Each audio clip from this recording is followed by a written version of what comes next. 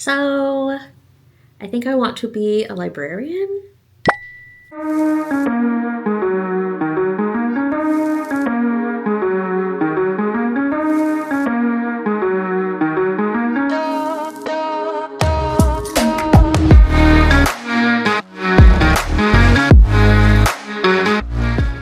Let me back up just a little bit. I've been talking about libraries on social media and to anyone who will listen to me yap for a very long time. I started working part-time at my local library in October of 2025, so I'm about to be there for 3 months.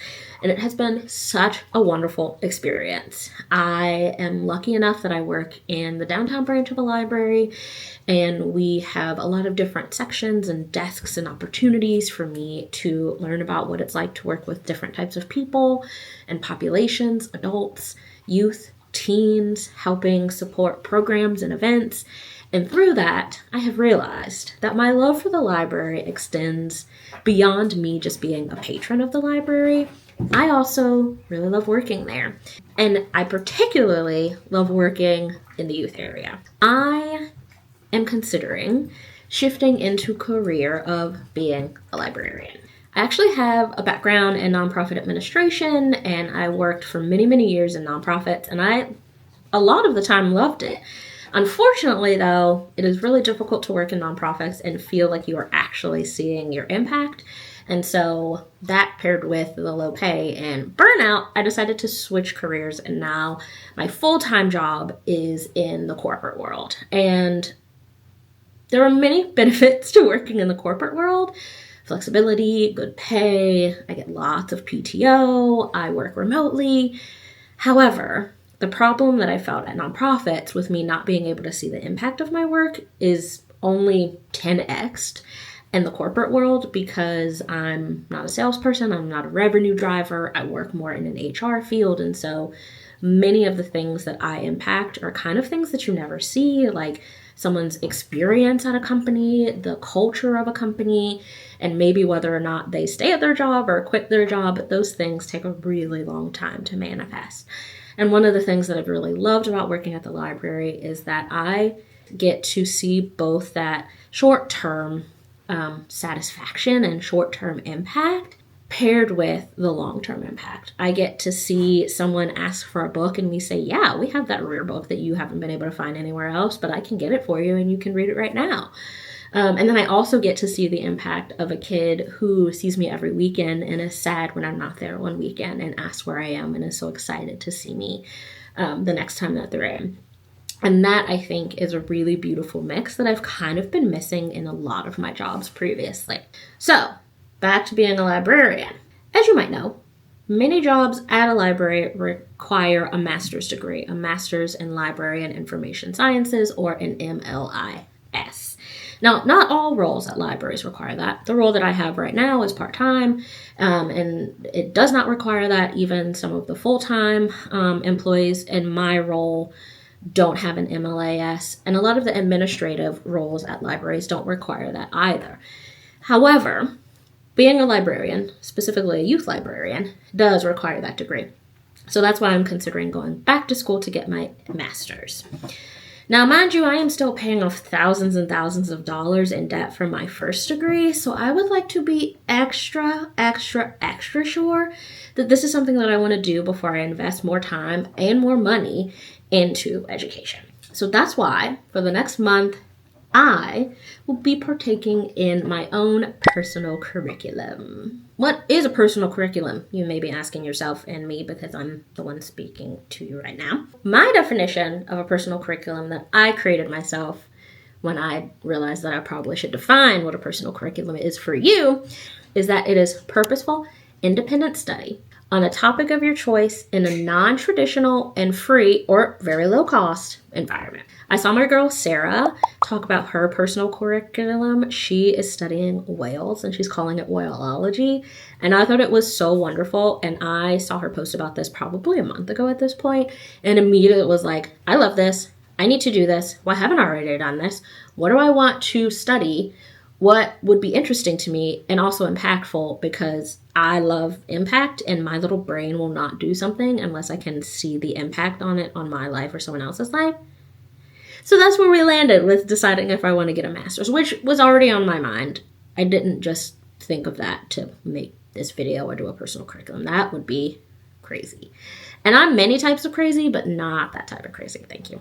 Now, personal curriculums can be as structured or unstructured as you want. It is your curriculum. You do what you want to do. So you can follow a full semester plan. You can have set times that you work, like class times. You can have assignments, exams, quizzes. You can take spring and summer break. Mine follows a more relaxed version with enough structure that I can have momentum towards this experience without so much structure that I don't want to do it and that my ADHD brain feels too constricted by it all and just quits. So now on to what I'm actually studying. Part of this experience is deciding if I want to get a master's.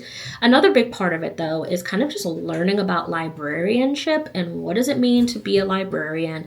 What does it mean specifically to be a youth librarian? Because I do know for certain that I don't want to work with any other population than kids and teens. And I really do have a special love for the younger kids. So I really want to kind of learn more about what that experience is like. What are my career opportunities? And kind of what would the learning process be in receiving a master's in library sciences. My goal is to determine if I want to get a master's, and if so, what's most important to me in terms of school, coursework, and career options. There's a lot of different ways that you can go with a master's in library sciences. I've talked about, like public librarianship in specific, and particularly with youth services, but there's also school librarians, media center librarians, librarians that focus on technology. There's archival work, there's research, there's academic and corporate libraries. There's a lot of different pathways that you can kind of take with this. So I really want to focus primarily on public librarianship versus working in a school as a school librarian, because a school librarian does require that you kind of get different certificates and different licensure since you'll be working in a school, and some school librarians actually do create curriculums as well.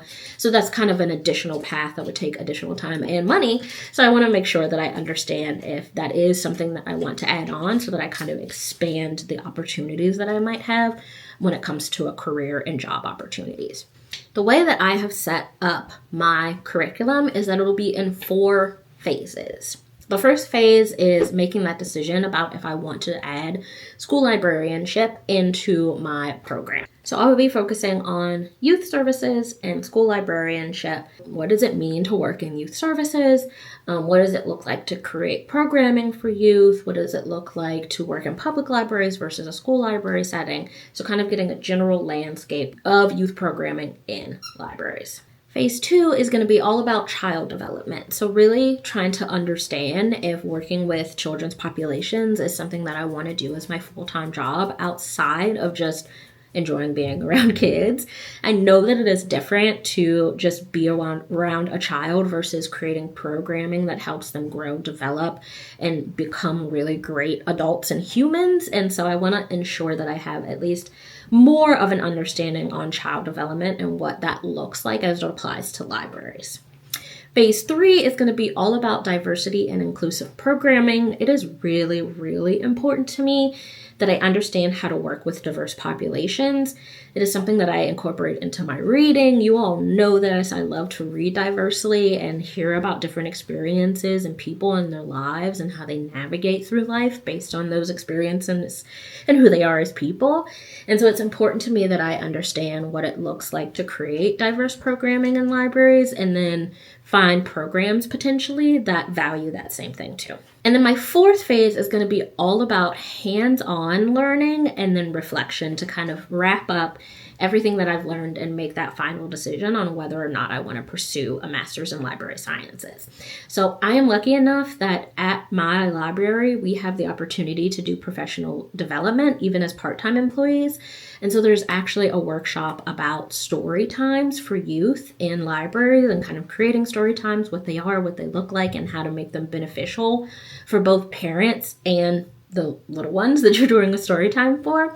So that is going to be at the end of January, which is going to kind of wrap up and culminate all of the independent learning that I have been doing prior to that.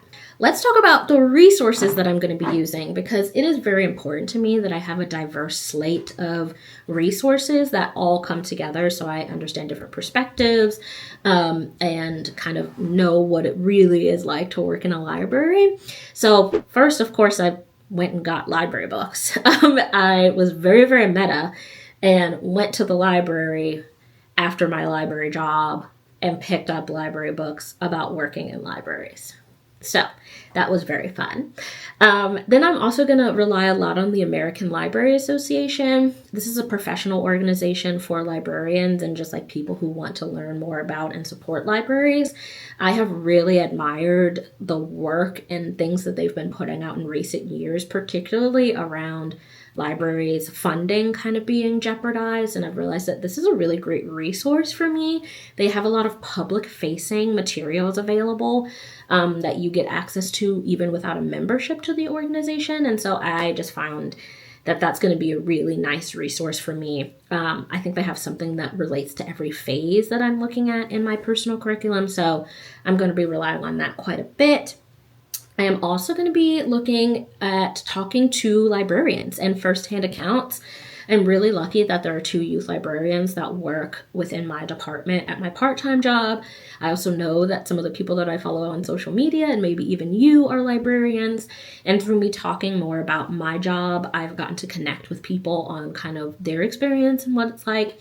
So I actually have already sat down with one of the youth librarians at my job and talked about her education, where she went to school, what she liked and disliked about the program. She works in the system, the library system that I work in right now, but has worked in other systems before. So I found that that was valuable to kind of understand what the differences between a really large system like the one that I work in right now and working at a downtown branch versus a more suburban or rural or smaller system, and kind of the differences in what the day-to-day in the job looks like, but also the differences in kind of expectations of both the library and the community of what the library does and how that kind of impacts what you're doing in your job and how it kind of feels and what is most important to both learn and develop, and then also what is most important to look for when you're looking for jobs. And pay.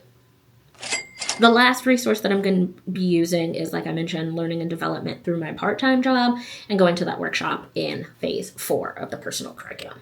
Okay, so now let's talk about the timeline for all of this. So like I mentioned, personal curriculums can be on whatever timeline you want them to be. For instance, I know Sarah's is like an actual full-length semester. She's taking a spring break. She's going on hopefully a whale watching trip at the end of it. But I am kind of on a little bit more of a time crunch, and my brain, I know, will just probably not commit to something that long, unfortunately. So I am doing a 4-week mini semester. So it actually starts the first week of January, which as I am filming this, it is Monday, January 5th. So it technically starts this week. And outside of that, I don't really have a structure. I know I have those 4 phases, and so you would think that that would naturally kind of flow with the 4 weeks of January. It might, but I'm not putting that pressure on myself because I know that as an ADHD queen, my brain and energy levels truly fluctuate on a day-to-day, week-by-week, month-by-month basis. So it could be that I barrel through 3 of the phases in half a week, or maybe I tackle a little bit every day, or maybe I stick to the 1 phase a week, and that's how I want to do it. I just want to give myself the flexibility to move at the pace that works best for me. And I think that also will mimic the asynchronous virtual program that I'm hoping to do for the masters. So really kind of seeing, how does this actually fit in with my day-to-day life? And is it something that I find is sustainable? So other than it starts now, and by the end of the month, I would like to be at a point where I feel ready enough to make a decision. That's all I am saying I'm committing to. I am really, really excited about this possibility in my life. It is lighting me up in a way that I didn't expect it to. I am excited to learn more about librarianship and connect with you all on that experience and this journey that I'm going on. So if you are a librarian, I would love to hear about your experience. Where did you go to school? Did you really love it?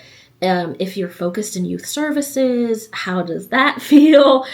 And if you're not a librarian, if you've never worked in a library before, if you hate libraries, if it's that last one, please reconsider. I still would love to hear what you would do if you were doing a personal curriculum. What are you passionate about? What would you like to learn about? Let me know. All right, friends, I cannot wait to follow up with you along the way on this journey. Definitely follow me on Instagram. I post way more live updates over there, and maybe posting kind of about what I'm learning as I go. And I will definitely at least do some sort of video at the end of my personal curriculum, letting you know what my final decision is. So thanks so much for joining, and I will talk to you soon. Bye.